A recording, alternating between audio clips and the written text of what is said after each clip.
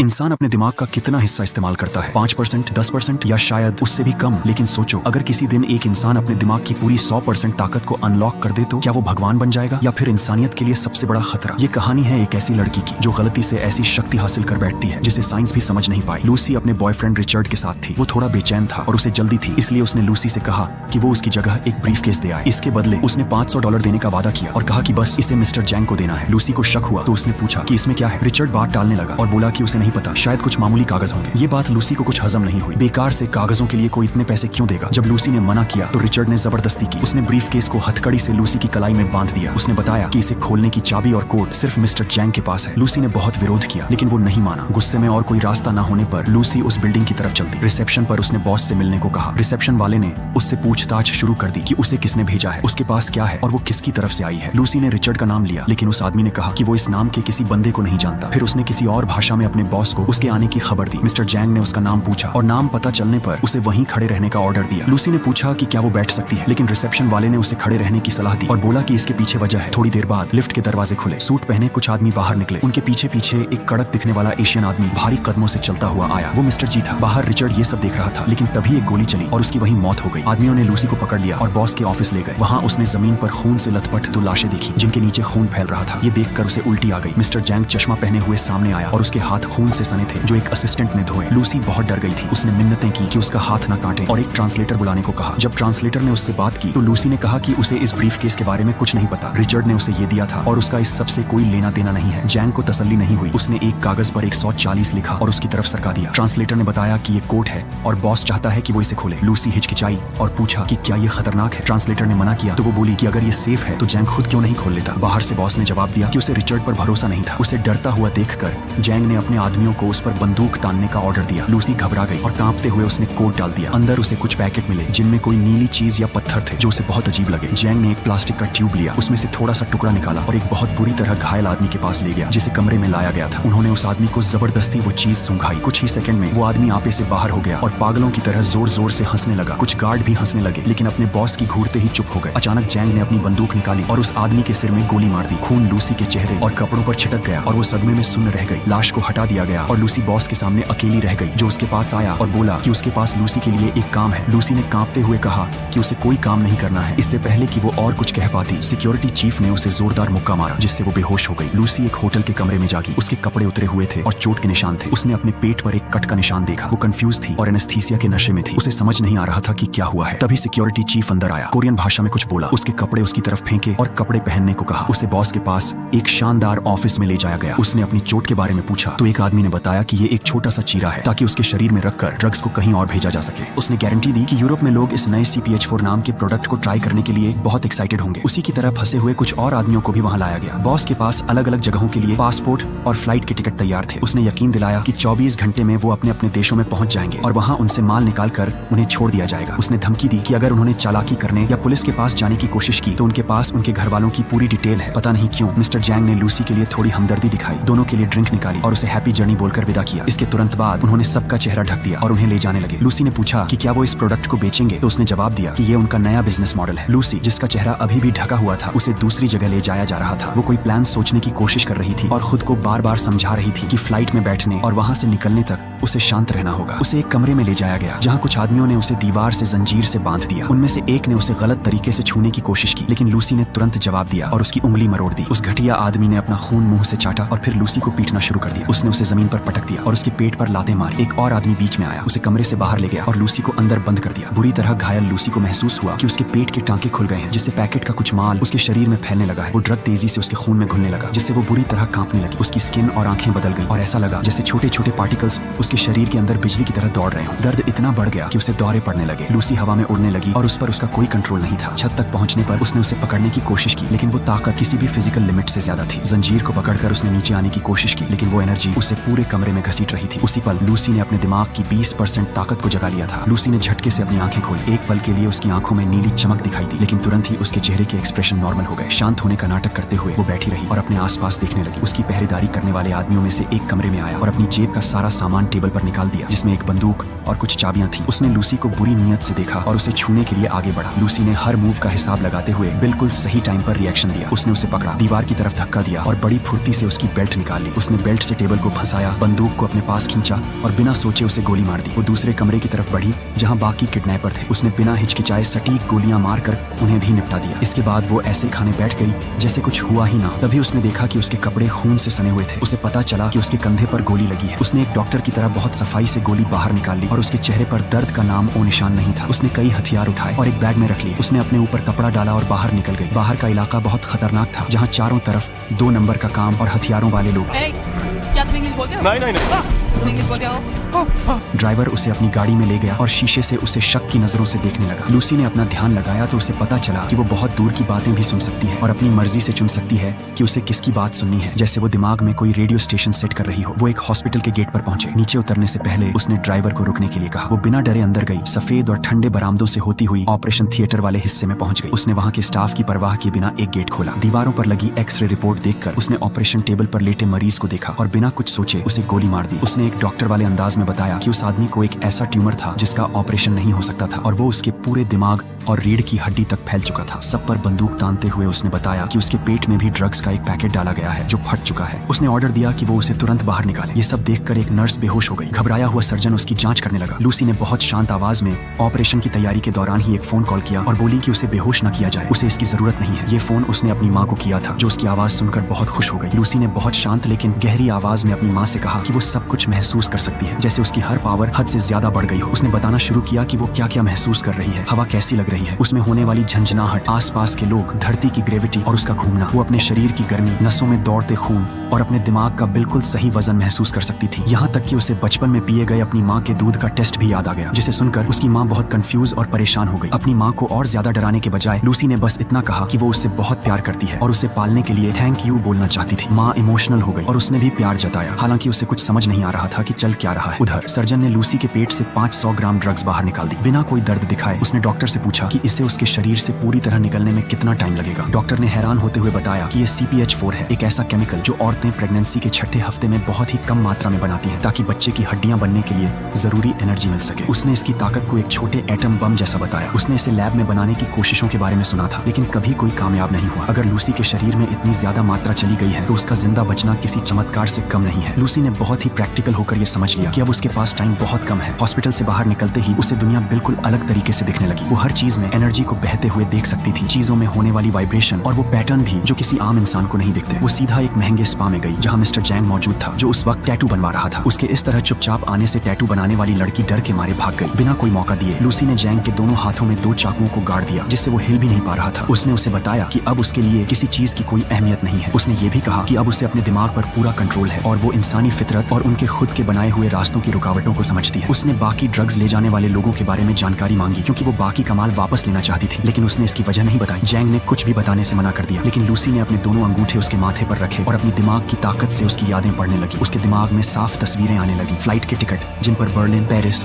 रोम और खुद उसके केस में इंग्लैंड लिखा था। इसके बाद वो अपने फ्लैट पर वापस गई जहाँ उसकी रूममेट शिकायत कर रही थी कि चाइनीज न आने की वजह से वो इंटरव्यू में फेल हो गई और फिर बड़ी खुशी से बताने लगी कि वो आज एक लड़के से मिलने वाली है। लूसी ने उसकी तरफ देखे बिना ही इंटरनेट पर अपनी हालत के बारे में खोजना शुरू कर दिया। अब वो लोगों के सोचने का तरीका समझ सकती थी और उनके बोलने से पहले ही उनके शब्द जान लेती थी। इसलिए उसने अपनी दोस्त के बोलने से पहले ही बता दिया कि वो लड़का उसे कहाँ ले गया था। और जब उसकी रूममेट ने लूसी की डेट के बारे में पूछा तो उसने बड़े रूखेपन से जवाब दिया कि रिचर्ड मारा गया। इंटरनेट पर रिसर्च करते हुए लूसी को इंसान के दिमाग के एक्सपर्ट साइंटिस्ट सैमुअल नॉर्मन का एक आर्टिकल मिला। उसने तुरंत उसे फोन मिलाया। अपने होटल के कमरे से नॉर्मन को यकीन ही नहीं हो रहा था जब उस औरत ने बताया कि उसने उसकी लिखी हुई सारी किताबें पढ़ ली हैं, पूरे 6734 पेज, और वो उन्हें शब्द दर शब्द जुबानी सुना सकती है। उसे लगा कि ये किसी स्टूडेंट का भद्दा मजाक है, लेकिन तभी उसके कमरे का टीवी अपने आप चालू हो गया और स्क्रीन पर लूसी दिखाई देने लगी। लूसी ने बताया कि नॉर्मन की थ्योरी बेसिक है लेकिन सही है। उसने बताया कि उसके सेल्स हर सेकंड लाखों की गिनती में बढ़ रहे हैं और अब उसके पास सिर्फ 24 घंटे की जिंदगी बची है। उसने बताया कि उसके शरीर में बहुत सारा सिंथेटिक CPH4 चला गया है और अब वो अपने दिमाग का 28% इस्तेमाल कर रही है। नॉर्मन के ही लिखे हुए आर्टिकल के हिसाब से 20% तक पहुंचने पर दिमाग खुलने लगता है और उन सारी रुकावटों को तोड़ देता है जो हमें चीजें समझने और जानकारी लेने से रोकती है। नॉर्मन ने हैरान होकर पूछा कि क्या वो अपने मेटाबॉलिज्म को कंट्रोल कर सकती है। लूसी ने हाँ कहा और ये भी बताया कि वो दूसरों के शरीर को भी कंट्रोल कर सकती है और टीवी,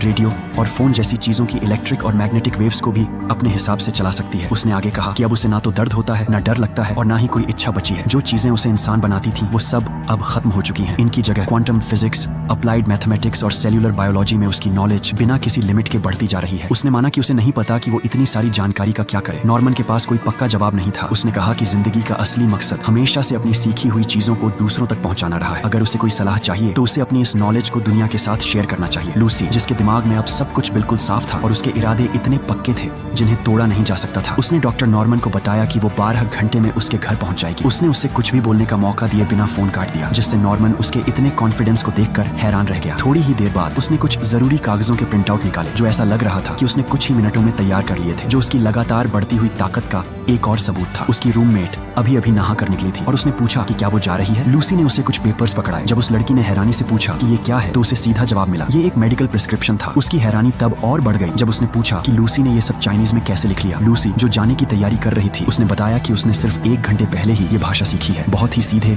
और डॉक्टर वाले अंदाज में लूसी ने उसे वार्निंग दी कि उसकी किडनी और लिवर खराब हो रहे हैं और उसे तुरंत अपना लाइफस्टाइल बदलना होगा। उसने उसे एक खास डाइट फॉलो करने, एक्सरसाइज शुरू करने और ठीक होने के लिए लिखी हुई दवाइयां लेने को कहा। वो लड़की एकदम सुन्न रह गई। उसे पूरी तरह समझ नहीं आ रहा था कि उसने अभी अभी क्या सुना है और वो लूसी को पूरे कॉन्फिडेंस के साथ बाहर जाते हुए देखती रही। चीन की न्यूज में एक अलर्ट आ रहा था, एक खतरनाक औरत सिर्फ एक हॉस्पिटल गाउन पहने हुए अस्पताल से भाग गई है। लूसी अब बिल्कुल पहचान में नहीं आ रही थी। उसने एक खूबसूरत ब्लैक ड्रेस, हाई हील्स और सनग्लासेस पहने हुए थे और किसी की नजरों से बचने के लिए अपनी मर्जी से अपना हेयर स्टाइल और बालों का कलर भी बदल लिया था। उसने अपने फोन से फ्रांस की पुलिस को कॉल किया और एक इन्वेस्टिगेटर से बात करने को कहा। उसने कहा कि उसके पास एक बहुत बड़े ड्रग नेटवर्क की जानकारी है और उसने मांग की कि उसकी कॉल एजेंट पियरे डेल रियो को ट्रांसफर की जाए। जब पियरे ने फोन उठाया तो लूसी ने अपना नाम नहीं बताया। इसके बजाय उसने पियरे से कहा कि वो उसकी बात सुने और जो वो कह रही है उसे बिल्कुल वैसे ही फॉलो करे। हैरानी की बात तो ये थी कि उसने एकदम सही बताना शुरू कर दिया कि पियरे कहाँ बैठा है, उसकी टेबल पर क्या क्या रखा है और उसके हाथ के पास रखा लाल पेन भी। उसने पियरे से वो पेन उठाने और वो सब लिखने को कहा जो वो बताने वाली थी। इतनी सटीक जानकारी सुनकर पियरे हैरान रह गया और उसने उसकी बात मानने का फैसला किया। लूसी ने उसे 3 आदमियों के बारे में बताया जो 1-1 किलो ड्रग्स लेकर यूरोप में घुसने की कोशिश करेंगे। उसने ये भी बताया कि ये चीज बहुत खतरनाक और बहुत ज्यादा पावरफुल है। एयरपोर्ट पर लूसी ने अपनी टिकट और डॉक्यूमेंट्स दिखाए। ड्रग्स सूंघने वाला एक कुत्ता उसके पास आया लेकिन उसे देखते ही डर कर पीछे हट गया, जैसे उसे कुछ बहुत ही अजीब सा महसूस हो गया हो। इसी बीच उसने पियरे को एक पूरी फाइल भेज दी जिसमें उन संदिग्धों की फोटो और सारी डिटेल थी ताकि उन्हें फ्लाइट में बैठने से पहले ही पकड़ा जा सके। उस जानकारी की मदद से पुलिस का ये ऑपरेशन सक्सेसफुल रहा और तीनों आदमियों को बिना किसी परेशानी के पकड़ लिया गया। कार्टेल के सुपरवाइजर्स ने जब अपने आदमियों को गिरफ्तार होते देखा तो उन्होंने जैंग को इसकी खबर दे दी। इस बीच पियरे और डॉक्टर नॉर्मन से मिलने के लिए लूसी पेरिस जाने वाली फ्लाइट में बैठ चुकी थी। रास्ते भर वो एक साथ 2 कंप्यूटर पर काम कर रही थी। किसी भी आम इंसान से कहीं ज्यादा तेज स्पीड में डेटा को प्रोसेस और डिकोड कर रही थी। उसे इतना खोया हुआ देखकर एक एयर होस्टेस ने उससे रूल के हिसाब से अपने लैपटॉप बंद करने को कहा। बिना स्क्रीन से नजरें हटाए लूसी ने उससे कहा कि उसे अपनी नाक साफ करनी चाहिए। वो औरत पहले तो कंफ्यूज हुई लेकिन फिर उसने देखा कि उसकी नाक से खून आ रहा था और वो तुरंत वहां से चली गई। लूसी ने एक ग्लास शैंपेन मंगवाई। अब तक वो अपने दिमाग की 40% ताकत तक पहुंच चुकी थी। पहला घूंट पीते ही उसने ग्लास के नीचे एक दांत देखा। उसने अपना हाथ मुंह पर रखा और महसूस किया कि उसके बाकी दांत भी टूटने लगे हैं। उसकी स्किन और मसल्स ऐसे गलने लगे जैसे किसी घुलने वाले पाउडर में बदल रहे हों और उसके शरीर से झाग सा निकल रहा हो। घबराकर वो वॉशरूम की तरफ जाने के लिए उठी। वो लड़खड़ाते हुए चल रही थी। उसके शरीर में झटके लग रहे थे और ऐसी ताकत महसूस हो रही थी जिसे कंट्रोल करना मुश्किल था। एयर होस्टेस ने उसे रोकने की कोशिश की और अपनी सीट पर वापस जाकर सीट बेल्ट बांधने को कहा लेकिन उसके शरीर का गलना जारी था और लूसी समझ गई थी कि वो इसे रोक नहीं सकती। उसे पता था कि खुद को बचाने का एक ही तरीका है, इसलिए उसने बाकी बचे सी PH4 की थैली खोली और उसे एक ही बार में खा लिया। बाहर एक केबिन क्रू का मेंबर वॉशरूम का दरवाजा पीट रहा था। उसे बिल्कुल अंदाजा नहीं था कि अंदर क्या खतरनाक बदलाव हो रहे हैं। जब फ्लाइट पेरिस में लैंड हुई तो पियरे को एक कॉल आई जिसमें बताया गया कि लूसी शहर में पहुंच चुकी है। उधर लूसी एक हॉस्पिटल के कमरे में जागी। उसका शरीर फिर से जुड़ चुका था और वो बिल्कुल ठीक थी। हालांकि अब उसके दिमाग की ताकत बढ़कर 50% हो गई थी जिससे उसे और भी ज्यादा अजीब और जादुई ताकतें मिल गई थी। उसने जल्दी से कपड़े पहने और अपने अगले प्लान को पूरा करने के लिए पूरे कॉन्फिडेंस के साथ कमरे से बाहर निकल गई। नर्स ने डॉक्टरों और इन्वेस्टिगेटर्स को बताया कि पेशेंट को होश आ गया है। सब लोग बचते बचाते उसके पास पहुंचे लेकिन जिन लोगों ने उस पर बंदूकें तानी थी लूसी ने उन्हें कुछ ही सेकंड में धूल चटा दी और वो सब बेहोश हो गए। लूसी ने पियरे को छोड़ दिया और बताया कि उसे उससे बात करनी है। जब उसने देखा कि पियरे अपनी बंदूक नीचे नहीं कर रहा है तो उसने अपने दिमाग से ही बंदूक को खोल दिया और सारी गोलियां नीचे गिरा दी। पियरे समझ गया कि ये कोई आम खतरा नहीं है और वो बात करने के लिए मान गया। लूसी ने पूछा कि क्या ड्रग्स के वो पैकेट उसके पास सेफ है। पियरे ने कहा कि वो पेरिस में बिल्कुल सेफ है लेकिन लूसी इस बात पर अड़ी रही कि वो पैकेट उसके पास ज्यादा सेफ रहेंगे। उसी वक्त वो गुंडे पेट से ड्रग्स के पैकेट निकलवाने के लिए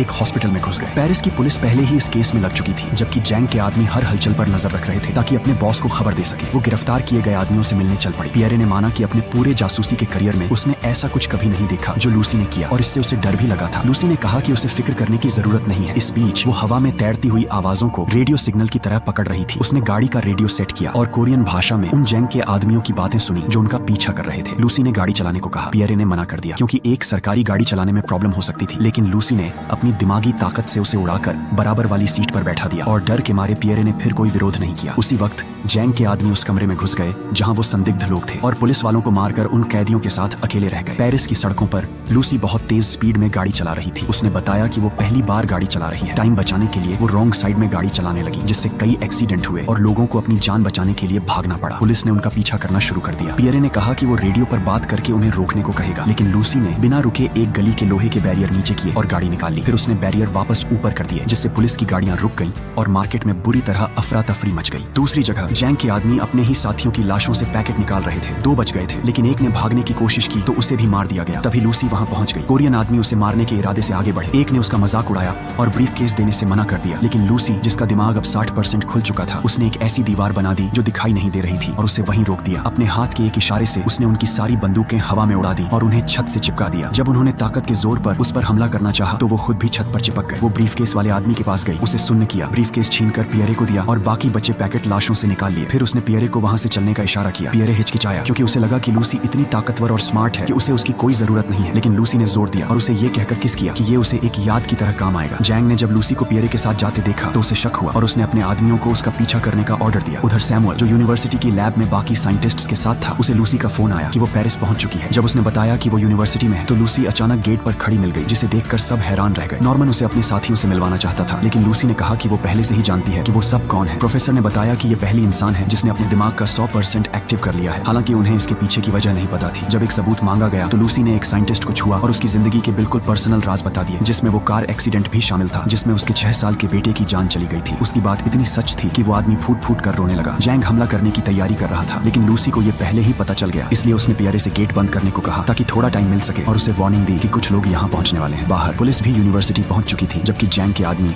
अपनी बंदूकें तैयार कर रहे थे। एक प्रोफेसर ने उससे पूछा कि उसे इतनी जानकारी कैसे मिलती है। लूसी ने बताया कि ये सब इलेक्ट्रिक सिग्नल्स की वजह से होता है। हर सेल दूसरे सेल्स से बात करता है और 1 सेकंड में लाखों जानकारी इधर उधर भेजता है। सेल्स के इसी जाल से हर चीज बनती है। बात करते करते उसने दिखाया कि कैसे वो अपने हाथ का रूप बदल सकती है, उसे कई हाथों में बदल सकती है, उसे टेढ़ा मेढ़ा कर सकती है और फिर से नॉर्मल कर सकती है। उसने बताया कि उसके लिए ये सब काम एक ही जैसे हैं। लूसी ने कहा कि इंसान खुद को सबसे अलग मानते हैं और अपनी पूरी दुनिया को बस एक नंबर के हिसाब से नापते हैं। इसे समझाने के लिए उसने एक पेन को हवा में उड़ाया और उसे अलग अलग चीजों में बदलने लगी। उसने बताया कि इंसान असलियत को सिर्फ उतना ही समझते हैं जितना वो हजम कर सके, जिससे चीजें समझ तो आती हैं लेकिन उनकी असली ताकत छिपी रह जाती है। नॉर्मन ने फिर पूछा कि अगर इंसान और मैथ के नियम चीजों को नापने का सही पैमाना नहीं है तो फिर इस दुनिया को चलाता कौन है। लूसी ने जवाब दिया कि सब कुछ नापने का असली तरीका टाइम है। उसने समझाया कि अगर एक गाड़ी बहुत तेज चलकर गायब हो जाए तो भी वो सिर्फ टाइम की वजह से वजूद में रहती है, क्योंकि टाइम के बिना कोई भी चीज नहीं हो सकती। हथियारों से लैस जैंग के आदमी अंदर घुस आए। वो बिना किसी रोक टोक के आगे बढ़ रहे थे और हर चीज पर गोलियां चला रहे थे। पियरे ने बताया कि वो उन्हें ज्यादा देर तक रोक नहीं पाएंगे। लूसी, जो बिल्कुल शांत थी, उसने ऐलान किया कि अब उसका वक्त आ गया है। उन्होंने CPH-4 वाला ब्रीफ केस खोला और इस पूरे काम को रिकॉर्ड करने के लिए एक कैमरा लगा दिया। इसके बाद उन्होंने वो सारा माल घोला ताकि उसे इंजेक्शन के जरिए लूसी की नसों में डाला जा सके। नॉर्मन ने घबराते हुए उसे वार्निंग दी कि इतने बड़े डोज से वो जिंदा नहीं बचेगी, लेकिन लूसी ने कहा कि उसका मकसद दिमाग को 100% तक खोलना है और इसके लिए उसे सेल्स को उनके कोर तक फोर्स करना पड़ेगा। नॉर्मन को शक था कि क्या इंसान इसके लिए तैयार है। उसे डर था कि इतनी नॉलेज से दुनिया में तबाही मच जाएगी। लूसी ने पलटकर जवाब दिया कि तबाही जानकारी होने से नहीं बल्कि अज्ञानता से आती है और उसने बताया कि वो अपनी सारी नॉलेज को सेव करने के लिए एक कंप्यूटर बनाएगी। नॉर्मन ने इमोशनल होकर बस यही दुआ की कि इंसान उसके इस बलिदान के लायक साबित हो। इस बीच बाहर गलियारे में पियरे और जैंग के आदमी गोलियां चलाने के लिए तैयार खड़े थे। लूसी को वो हैवी डोज मिलना शुरू हो गया और बाहर भयंकर फायरिंग शुरू हो गई, जिसमें बहुत से लोग मारे गए। पियरे को गोली लगी, लेकिन वो लूसी को टाइम देने के लिए डटा रहा। उस केमिकल का तुरंत असर हुआ। उसके मुंह से एक तेज रोशनी निकली, जबकि उसका शरीर फैलने लगा और आसपास की मशीनों